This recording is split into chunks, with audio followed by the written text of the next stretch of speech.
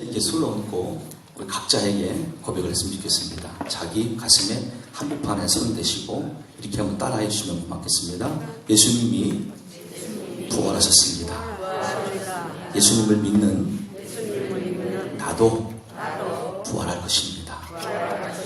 자, 옆에 바라보시고 부활하신 예수님의 이름으로 축복합니다. 인사하겠습니다.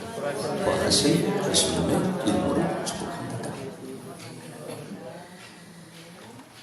예수님께서 부활하시고 승천하신 이후 약 20년이 넘은 시간에 하나님께서는 사도 바울을 통하여 2차 선교 여행을 다녀올 수 있는 기회를 주셨습니다. 그때 브리스길라 아굴라 부부를 만나 함께 개척하고 세웠던 교회가 바로 고린도 교회입니다.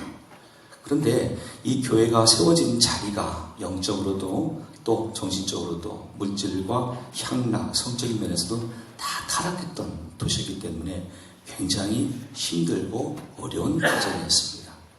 하지만 하나님께서는 사도 바울의 옆에 주님의 음성을 들려주셨고 끝내 고린도 교회를 세울 수 있는 기회를 얻게 하셨죠. 환상 가운데 말씀하시기를 두려워하지 말며 침묵하지 말고 말하라. 내가 너와 함께 있음에 어떤 사람도 너를 대적하여 해롭게 할 자가 없을 것이니 이는 이 성중에 내 백성이 많음이라. 이 음성을 근거로 바울이 다시 기도하고 다시 복음을 전하여 교회를 세우게 됩니다. 내가 너희 가운데 거할 때에 약하고 두려워하고 심히 떨어노라. 이게 솔직한 바울의 성례입니다. 자, 그렇게 1년 6개월을 사역하고 떠났습니다. 지금은 다시 제3차 전도여행 중에 있는데 바울의 귀에 새로운 말들이 들려옵니다. 자신이 어렵게 기적했던 고린도 교회에 문제가 생겼습니다. 문제가 한두 가지가 아닌 거예요. 아마 여러분 가운데 지금 소개되어지는 이 문제들을 보았을 때 여러분들 각자의 입장에서는 이런 편견을 가질 수가 있을 겁니다. 교회 내에 가난한 신자가 되는 겁니다. 그런데요, 고린도 지역의 교회는 딱 한 군데예요. 저기서 하나님의 은혜가 임하지 않으면 그 성도들은 다 영적으로 죽게 되는 거예요. 다른 데 갈 수도 없어요.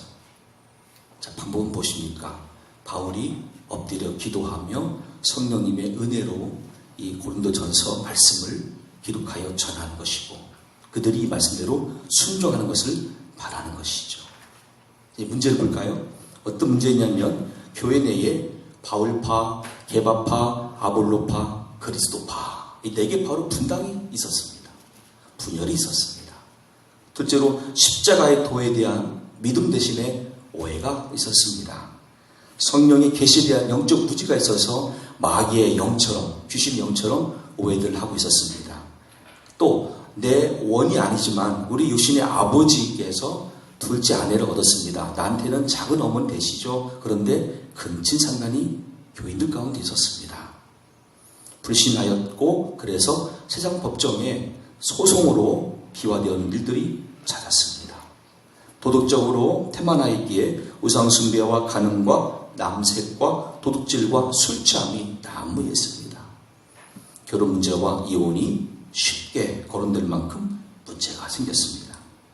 우상의 제물에 바쳐진 음식이 있는데 믿음 있는 사람들은 감사로 먹으면 됩니다. 그런데 믿음이 약한 사람들 앞에서는 조심할 필요가 있었죠. 이런 문제들도 그 안에 있었습니다. 예배 때의 남과 여성의 차이에 대한 문제, 그리고 마지막으로 부활의 교리에 대해서 믿음 대신에 이거는 상징이다. 이런 해석이 교회 안에 있었습니다. 오늘 이것들을 우리 교회 내지는 우리 각자의 삶에 한번 적용해 본다면 불편해서 살 수가 없을 것 같아요. 도대체 한두 가지가